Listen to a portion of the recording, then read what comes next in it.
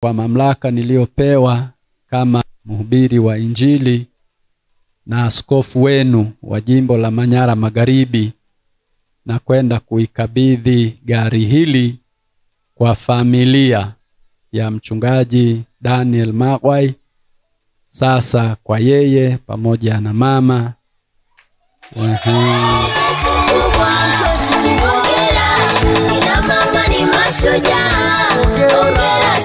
Mtazamaji, na ripoti nipo kijiji cha Lambo, kata ya Masakta, wilaya ya Hanang, na leo wanawake watumishi wa Kristo WWK wamesherehekea siku yao ya wanawake katika kanisa hili la TAG kwa kumzawadia mchungaji wao kiongozi, mchungaji Daniel Magwai, gari aina ya Toyota RAV4 yenye namba za usajili T491 CJY. Lakini pia mgeni rasmi alikuwa ni askofu wa TAG jimbo la Manyara Magharibi, Askofu Nuhu Kalai.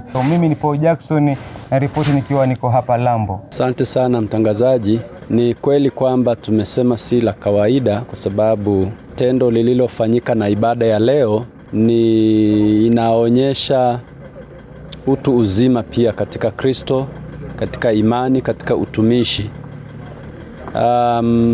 Kiasi kwamba wanawake wa kanisa dogo la kijijini namna hii wameona taabu ya mtumishi wao na mchungaji wao, wameona wamtie moyo kwa ajili ya kumrahisishia utendaji wake, kumpa usafiri.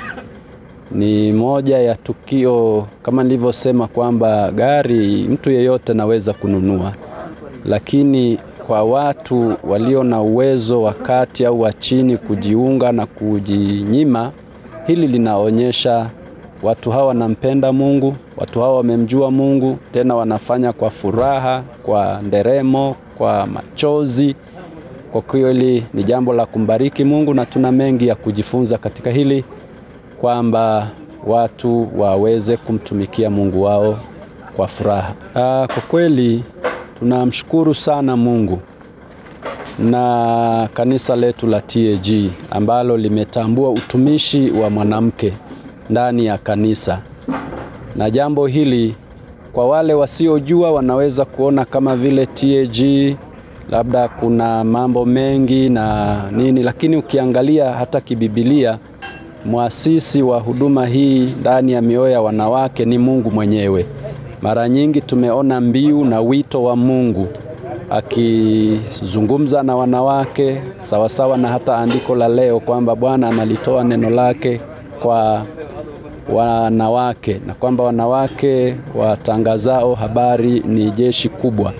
Lakini pia Mungu anazungumza kwa habari ya kutafutwa wanawake wanaoweza kuomboleza, wanaoweza.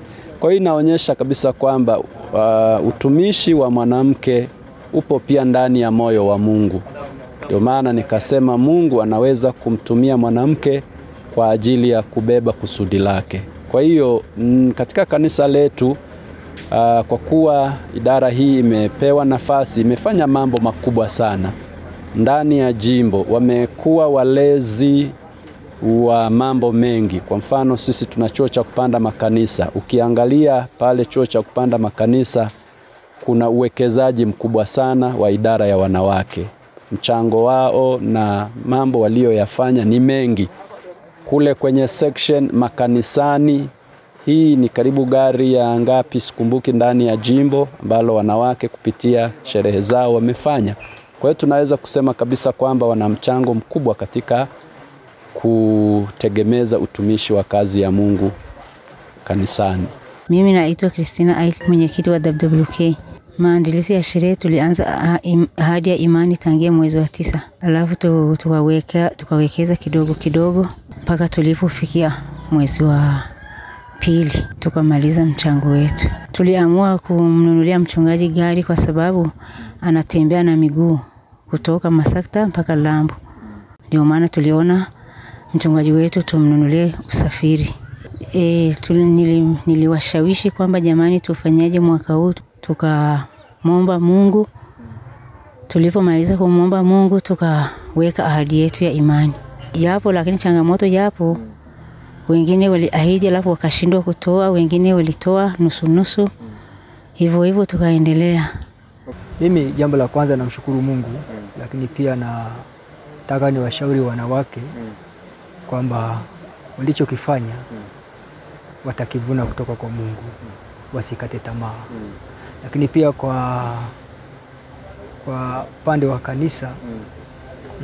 wa kanisa, kanisa langu ni miongoni mwa makanisa ya kawaida, lakini wameonyesha moyo wa kuwaruhusu wanawake kufanya majukumu yao, na haswa kwa tukio hili la kutoa mwaka huu zawadi la gari, wamefanya jambo kubwa, na pia wameona hitaji la mchungaji kwa maana ya jiografia na kutoka kule nyumbani kwangu na kufanya huduma zangu za kanisani, ibada za maombi za jioni na mahudhurio mbalimbali. Mimi niwashukuru sana kina mama kwa kunipa gari. Okay, unawaambia nini sasa kuhusiana na chombo hichi cha usafiri ambacho umepewa? Hiki ni chombo ambacho kiko kwa ajili ya matumizi sahihi ya kazi ya Injili. Lakini pia hiki ni chombo ambacho nimepewa na kinaweza kikatumika kwa kanisa maadamu tu waweke tu mafuta. Mshirika akiwa na matatizo mbalimbali, wagonjwa na nini, hata wajawazito, chombo hiki kitatumika. Ndio. Okay, una neno gani kwa wachungaji wengine na wanawake wa makanisa mengine wafanye nini labda kwa wachungaji wao? Waige mfano huu ambao wameuona kwa macho yao hapa Lambo. Ushirikiano ni kama ulivyoshuhudia, mwakilishi wa bunge alikuwepo pale, mheshimiwa diwani, msikia wenye viti wa vijiji vyote vitatu ndani ya kata yetu wamekuwepo. Hii inaashiria kwamba sisi tuna ushirikiano mkubwa na upendo na serikali yetu. Kuna utofauti kati idara ya wanawake na idara zingine makanisani? Ya, upo.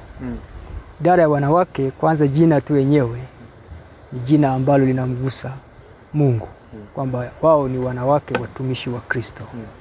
Lakini sio tu jina. Idara ya wanawake wanafanya kwa kumaanisha na uchungu mzito. Lakini pia wanawake nahisi na sio nahisi, ukweli uko hivi kwamba wanawake wamepata kibali kubwa kwa Mungu. Unaiambia nini sasa idara zingine?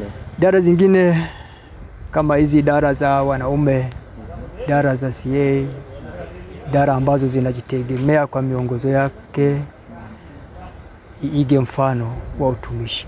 Kwani utumishi si tu kwa ajili ya kupewa hizi zawadi ambazo tunaweza kufurahia, lakini utumishi maana yake pia ni kwa ajili ya kutumikia Bwana ili kusudi siku moja waweze kulipwa na Mungu utetaji ya uzima. Watumike na waige mfano. Sio tu mfano wa idara ya WWK, hata idara nyingine pia ikifanya vyema, wao pia wanapaswa kuiga mfano ule ulio bora. Ninaitwa Marco Martiniani Kia, ni diwani wa kata ya Masakta. Hapa Lambo ni kijiji changu. Mimi ni muumini wa kanisa Katoliki, lakini ninashukuru leo nimealikwa kwa katika kanisa la Pentecoste na nimekuja kushuhudia tukio hili kubwa linaloendelea. Asante, namshukuru Mungu. Kwanza niliona upendo mkubwa kwa mimi binafsi kualikwa. Ni upendo kwa sababu watu wamefanya jambo lao toka mwanzo, hawakunishirikisha na wamefanikisha kwa asilimia kubwa. Lakini siku anahitimisha walipomwalika askofu wao na mimi wamenikumbuka pamoja na viongozi wenzangu. Namshukuru Mungu. Lakini pia nimeona ni idara ya kina mama wametoa nguvu yao kubwa sana kufanikisha gari hili la milioni 12 liweze kupatikana. Ni jambo ambalo kwa kata yangu sijayaona kwa makanisa yote yaliyoko huku kwamba iliwahi kufanyika. Ni tukio la mara ya kwanza. Kwa makanisa yote yaliyoko huku ni mara ya kwanza, na nimeona ni hali walivyoandaliwa kiroho na wamekubali kujinyima wafanye jambo kwa ajili ya kuchota baraka za Mungu, lakini pia kwa ajili ya kumbariki mtumishi wao. Nitakapopata fursa sasa, kila ninapopata fursa ya kukutana na kina mama, nitatumia kama hili lililofanyika pia kama fundisho kwao, iwe somo kwa madhehebu yote na kwa hata hao waliofanya hivi waendelee kuwa na moyo huo, kwa sababu wamekubali kuwa katika umoja na wakaa katika upendo na pia wanabarikiana kwa matendo na kwa nguvu zao jinsi wanavyoweza. Kwa hiyo popote akina mama usikate tamaa. Nitaendelea kuwaambia kwamba wakidhamiria jambo wakamtanguliza Mungu anafanikisha. Okay, kwenye kijiji cha Lambo kuna magari machache sana, kama sikosei nilikuwa nimesikia pale walisema kama kuna magari mawili hivi kama sio matatu. Unadhani kupatikana gari la mchungaji kwenye kijiji hichi kutafungua milango ya magari mengine kwenye kijiji? Ndio, naamini itapatikana fursa kwa sababu wapo wengine wenye uwezo wa kununua magari. Ni kweli mwenye magari mengi sana iko mmoja kwenye kijiji hiki. Wengine bado hawakununua, lakini pia wana uchumi wa kuweza kununua magari. Lakini nadhani njia haikuonekana, lakini kutokana na hili huwa watu wanapenda kuiga maendeleo, na maendeleo mara nyingi yanakuja kwa wivu. Baada ya kuona hili, na wengine nadhani sasa watajituma na wao wakapunguza kupigwa upepo kwenye baisikeli na pikipiki. Asante sana diwani. Asante sana. Kwanza kabisa mimi namshukuru sana Mungu kwa neema hii ambayo amempatia baba yangu. Licha kuwa mchungaji wangu, huyu pia ni baba yangu mdogo. Namshukuru sana Mungu kwa neema hii ambayo amempatia. Kiukweli baba yangu mdogo niseme tu labda ni mfano, awe mfano wa kuigwa kwa sababu ni mtu mnyenyekevu sana. Nakumbuka alikuwa anatoka kilomita 5 anatokea Masakta mpaka Lambo kwa miguu. Na sio mtu yule wa kusema kwamba njiani anaweza kukusimamisha akaomba lift. Ni mtu wa kunyenyekea, mguu kwake ndio ilikuwa ni gari yake.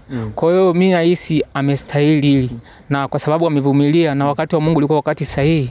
Naomba nahisi huu ndio wakati sahihi wa Mungu. Na tunashukuru sana kwa niaba ya familia. Yeye ndio mmiliki wa kwanza wa chombo hiki gari. Kwa hiyo naamini kupitia yeye na sisi wengine baraka itafunguka. Kama alikuwa anatembea kutokea Masakta hadi Lambo kwa miguu, unadhani kupata chombo hichi cha usafiri kitaeneza injili mbele? Naamini sana kwa sababu kwa kupitia gari hii pia kutamrahisishia yeye kufika maeneo ambayo pia ilikuwa ni ngumu kwake kufika. Sababu kama alikuwa anatoka kilomita 5 mpaka hapa, anaweza katoka sasa zaidi ya kilomita 5 kwa sababu ana chombo cha usafiri. Huyu ni mtumishi wa Mungu, anaweza katoka hapa zaidi, akatoka nje ya kata ya Masakta, katoka aenda hata mkoani kwa sababu tayari sasa ana usafiri. Na naamini katika hiyo atafanya kazi ya Mungu kwa kadri Mungu alivyombariki.